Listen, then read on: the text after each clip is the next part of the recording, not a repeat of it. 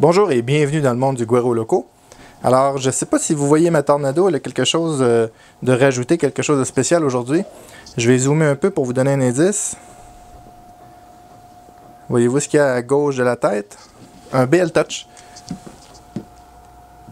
Alors, j'ai ajouté hier soir un BL Touch à mon imprimante.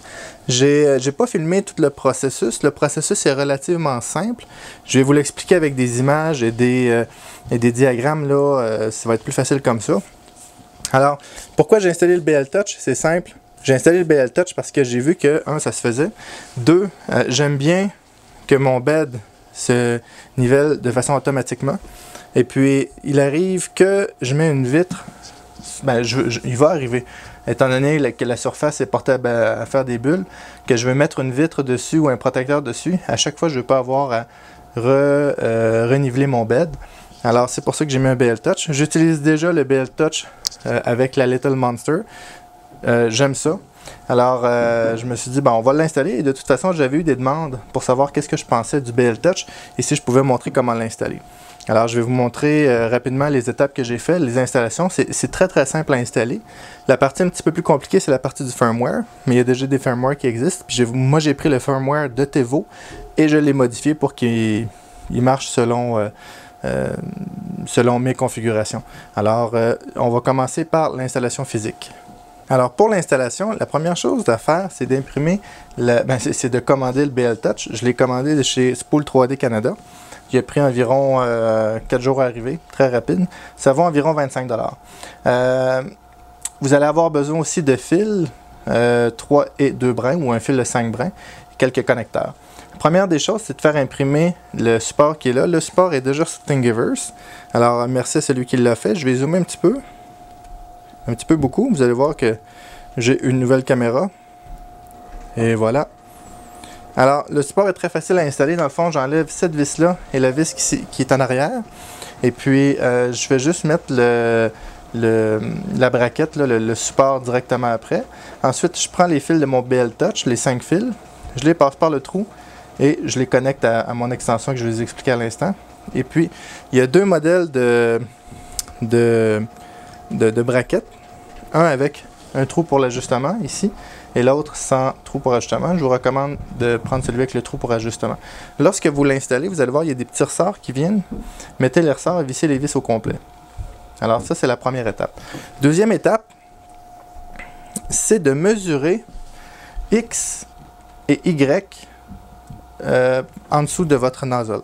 Je vais descendre un peu la caméra, je vais vous montrer ça. Ok, alors ici, vous voyez, dans le fond, j'ai mon nozzle, à côté j'ai mon BL Touch. Dans le fond, vous devez mesurer la distance qu'il y a entre le bout du BL Touch et puis le nozzle. Alors ici, vous voyez, moi j'avais 4 cm. C'est approximatif, là, à peu près 4 cm. Et puis maintenant, on doit le mesurer aussi dans cet angle-là de profondeur. J'avais environ 2 cm. J'avais un peu moins de 4 cm, mais c'est pas tellement grave. C'est approximatif. Dans le fond, quand vous mesurez ça ici, là, si vous prenez la même braquette, là, vous devriez être à peu près à 3 cm et demi, 4 cm, puis cette profondeur environ 2 cm. Pourquoi on prend cette mesure-là? C'est que lorsque ma tête va se déplacer, je vais être sûr que lorsque mon BL Touch va descendre, il ne descende pas à côté du bed, mais qu'il descende sur le bed. Alors, une fois que le BL Touch est installé ici, ce qu'il faut que je fasse, c'est qu'il faut que je me fasse des extensions de fil. Vous voyez, le kit BL Touch vient avec ce genre de connecteur-là. Je vais zoomer un petit peu dessus. Un connecteur Dupont. Alors, tout ce que vous avez à faire, c'est de connecter, dans le fond, de vous trouver une extension de fil. Moi, ici, j'avais du fil 2 brins, puis j'ai pris un fil 3 brins.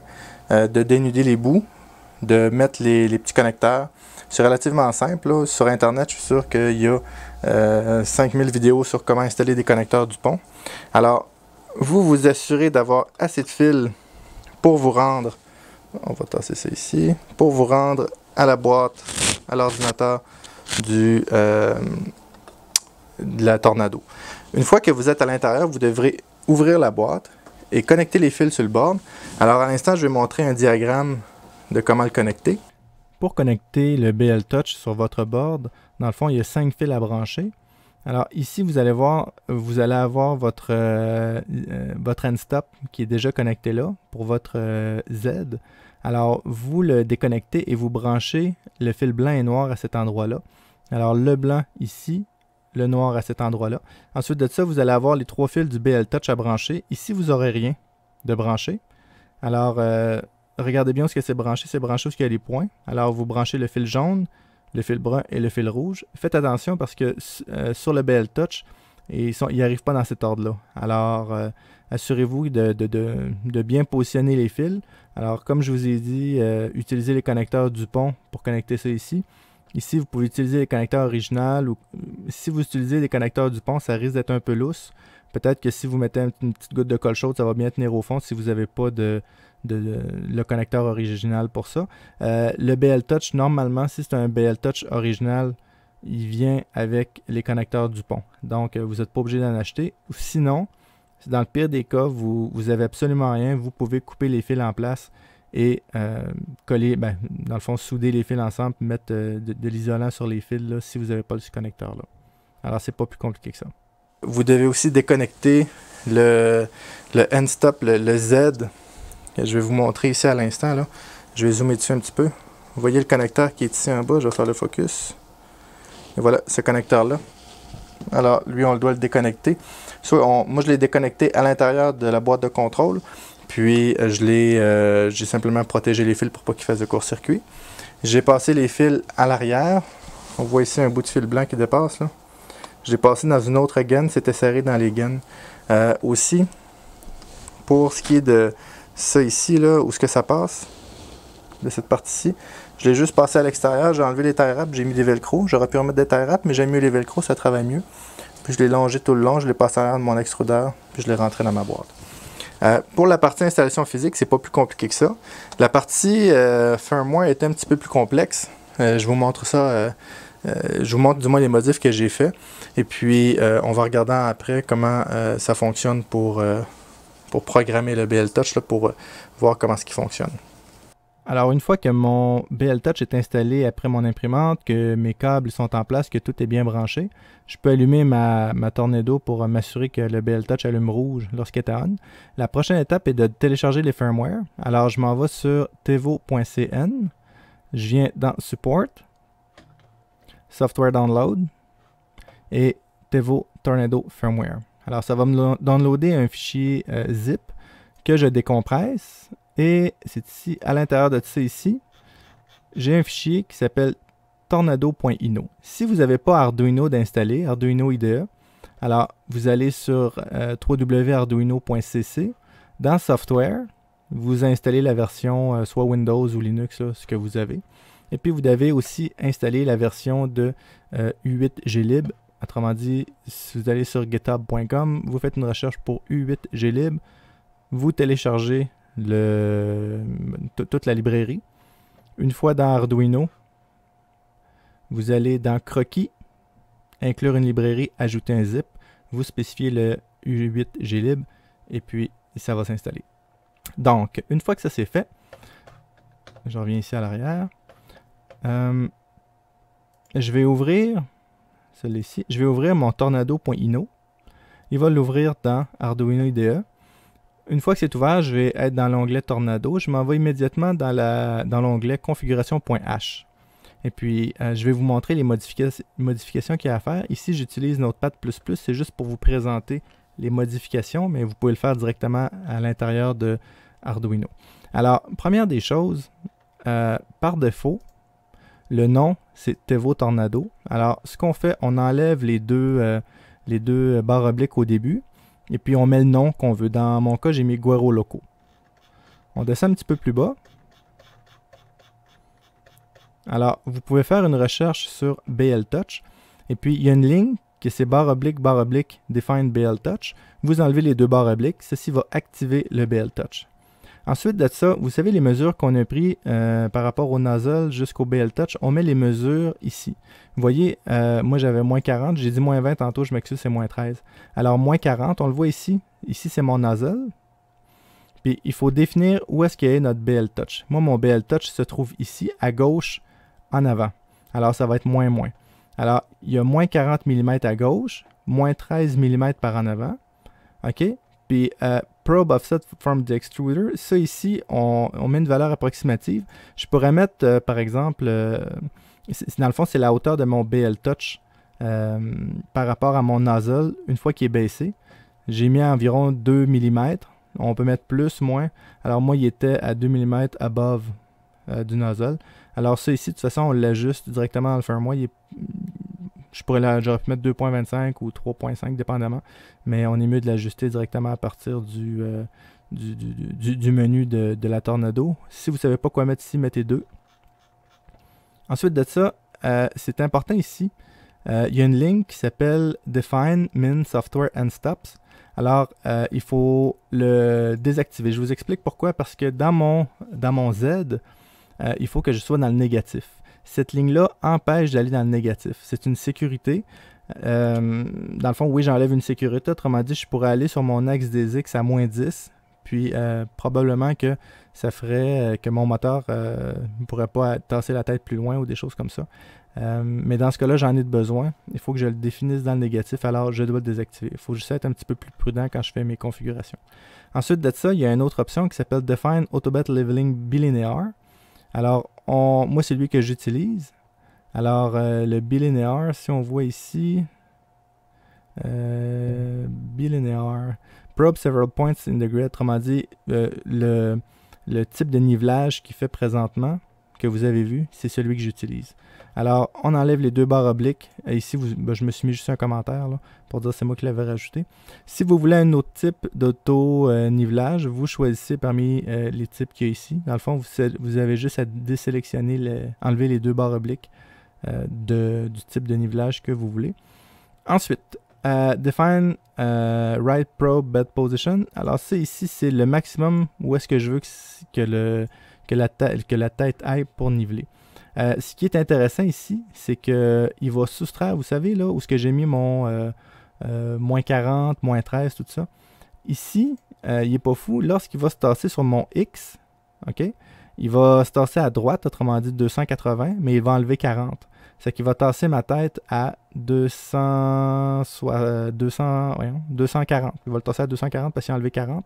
Puis tandis qu'en avant, ici, front, il va rajouter mon 13 pour être sûr que la probe du BL Touch ne tombe pas à côté du bed, mais sur le bed. Alors, ici, si vous ne savez pas quoi mettre, mettez 15, 280, 20, 280, puis vous êtes correct avec ça. Et puis, c'est pas mal les seules modifications. Ah, il y a un ratio à faire, c'est vrai. Il faut enlever les deux barres obliques à Define Z-Safe Roaming. Sans ça, il va faire il va essayer de commencer son auto-leveling à partir du coin 0,0, ce qu'il ne faut pas. Il faut qu'il parte à partir du centre. Et ensuite de ça, il n'y a pas d'autres modifications à faire. Alors, c'est pas plus compliqué que ça. Une fois que ça c'est fait, vous allez dans Arduino. Vous allez déjà être dans Arduino, dans le fond. Là. Vous sauvegardez. Ici, dans type de carte, vous allez sur Arduino Genuine Mega ou Mega 2560. Vous sélectionnez dans processeur Atmega 2560. Le port, vous choisissez le port comme 1, 2, 3, 4, dépendamment comment votre ordinateur reconnaît évidemment, avant ça, vous devez brancher votre fil USB de votre Tornado jusqu'à votre ordinateur. Là. Sans ça, vous ne le verrez pas apparaître. Alors, une fois que ça c'est fait, vous cliquez sur téléverser. Ici, il va y avoir des choses qui vont apparaître. Je ne le fais pas ici parce que c'est mon ordinateur pour enregistrer, mais je le fais avec mon laptop normalement. Ça prend environ 2, 3, 4 minutes pour compiler, dépendamment de votre ordinateur. Et puis ensuite, ici, il va marquer téléverser. Attendez que ce soit marqué téléversement terminé ou upload finish là en anglais et que votre Tornado redémarre. Une fois que c'est fait, quand vous allez redémarrer votre Tornado, et que vous la démarrez, gardez tout le temps le doigt sur le bouton d'alimentation. Si vous voyez qu'elle fait quelque chose de pas correct ou si la tête descend et elle force sur le bed, fermez-la. Fermez-la et regardez c'est quoi qui est pas correct. Une fois que ça c'est fait, eh bien, que c'est uploadé, eh bien, vous avez juste à faire la procédure de nivelage là, que je vais vous montrer dans un instant. Alors, la première étape, une fois qu'on a tout installé, qu'on a tout refermé, c'est de configurer le Z. Alors, vous voyez ici Je sais pas si on le voit bien, j'ai changé le firmware. On voit l'adresse IP en bas à cause du Raspberry Pi. Alors, première des choses, je vais dans Prepare. OK. Puis, je fais Auto Home. Alors, l'imprimante devrait faire son home en plein centre. Alors, on voit ici le BL Touch. Pour moi, le BL Touch devrait allumer rouge. Et lorsqu'il est descendu, il est fermé, puis on voit juste une petite lumière bleue. Puis vous voyez, présentement, le BL Touch se fait au centre de la plateforme de mon bed.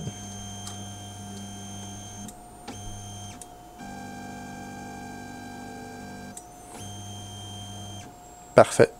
Ensuite de ça, comment est-ce que je fais pour ajuster le tout?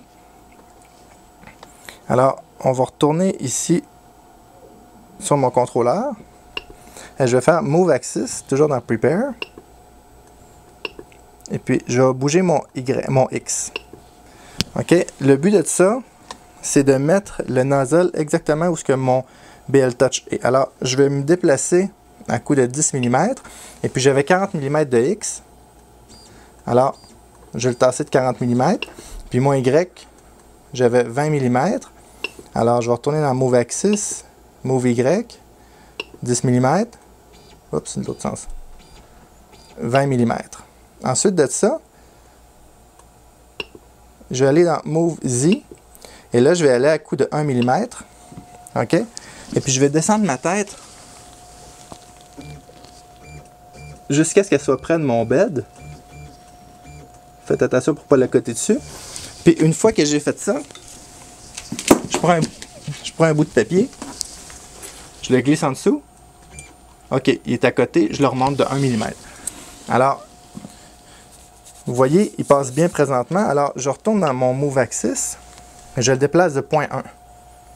OK? Et puis, je vais baisser ma tête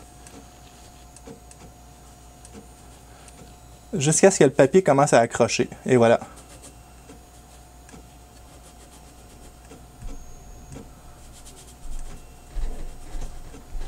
Alors, ici, moi, mon bed était déjà nivelé. OK? Cependant, vous allez avoir un numéro ici. Alors, je vais zoomer un peu. Ici, vous allez avoir peut-être probablement peut-être moins 1.25, moins 2, moins 2.25. Prenez-le en note. Supposons que c'est moins 1.25, d'accord? À moins 1.25, mon bed est bien nivelé. Parfait. Alors, une fois que c'est fait, je remonte ma tête. Parfait. Dans mon menu,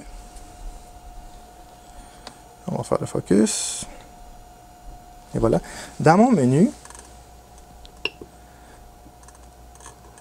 c'est dans Prepare. Petit instant. C'est dans quel endroit? C'est dans Control. Motion. Z Offset. Voyez-vous, moi ici, j'avais moins 2.40. Alors, vous le mettez au chiffre que vous aviez. Si, par exemple, vous avez déjà ici moins 1.20, puis vous aviez 1.25 ici, OK?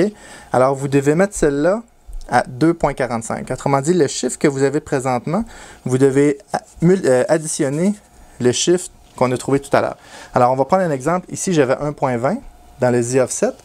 Et puis, dans mon autre, lorsque j'ai nivelé avec mon petit papier, j'avais 1.25. Alors, je dois mettre 2.45 ici. Alors, une fois que c'est fait, je retourne dans Control, puis je fais Store Setting. Alors, ça va enregistrer les modifications. Et par la suite, ce que je peux faire, je reviens dans Main, Info Screen, et puis je vais niveler mon bed. C'est-à-dire, je viens dans mon menu ici, dans Prepare, Bed Leveling.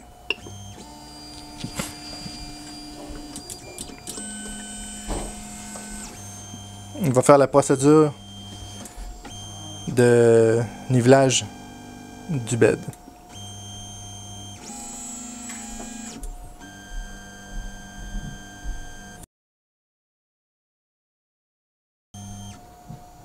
Alors, mon bed est nivelé. Je peux désactiver mes stepper motors si je veux.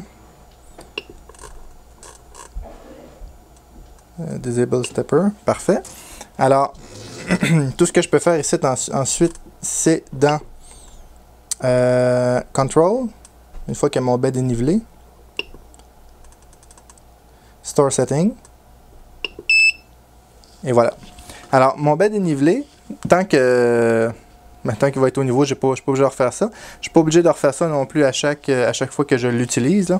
À chaque première impression, ici, avant d'imprimer, quand je fais mon Home, okay, le code dans mon G-code qui est le G28 ou G29, je ne me rappelle pas, on regardera ça tout à l'heure. Le BL-Touch va venir au centre, va s'assurer de la hauteur du bed et va commencer à imprimer. Si je mets une vitre par-dessus, alors il va dire, mettons c'est une vitre de 3 mm, lorsqu'il va descendre, il va dire parfait, ma vitre est 3 mm, est à 3 mm, il va tout augmenter la hauteur de mon bed de 3 mm. Alors si je rajoute une vitre ou quelque chose dessus, c'est pas un problème.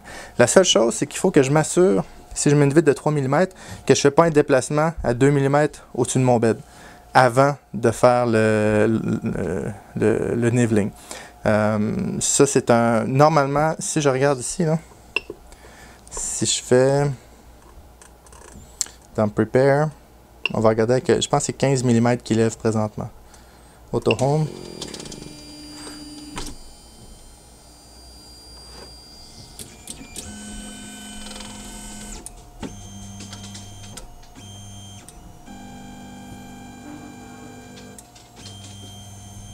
Alors il lève assez haut pour pas accrocher sur une vitre.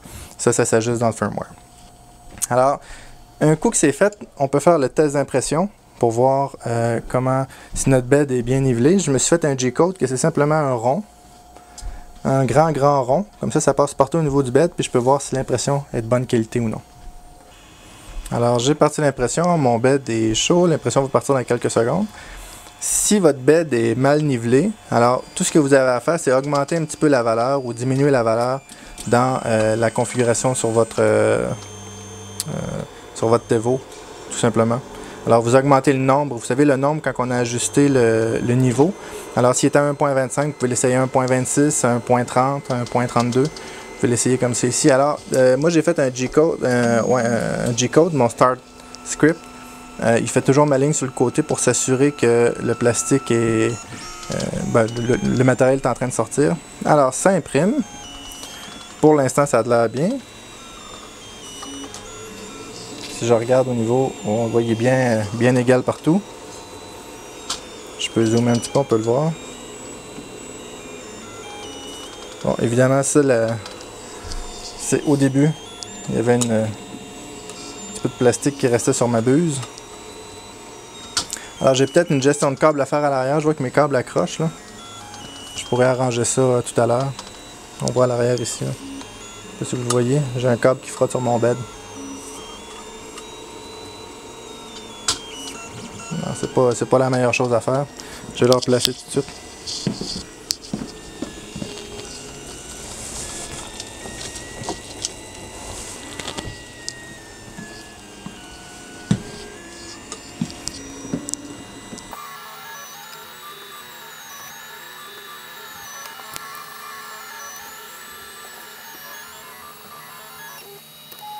Alors, on voit l'impression est très belle. Je vais montrer un zoom sur la photo tantôt. Mais on peut voir ici que toutes les couches sont bien une à côté de l'autre. C'est tout égal. Puis on va voir, lorsque je vais le décoller, de quoi ça va avoir l'air. Je vais remonter un peu la caméra. Puis je vais le décoller. Puis l'impression va être égale partout. Alors, on voit que l'adhésion est bonne. Il est le temps de refroidir un petit peu. On décolle ça. Alors, les surfaces sont égales partout. Puis, je sais pas si j'arriverai pas à zoomer jusqu'ici, mais bref, ce niveau-là me convient parfaitement. Alors, j'espère que la vidéo vous a aidé. Si vous avez aimé les vidéos, s'il vous plaît, mettez un like. Si vous n'êtes pas abonné à la chaîne, abonnez-vous. Et merci et à la prochaine.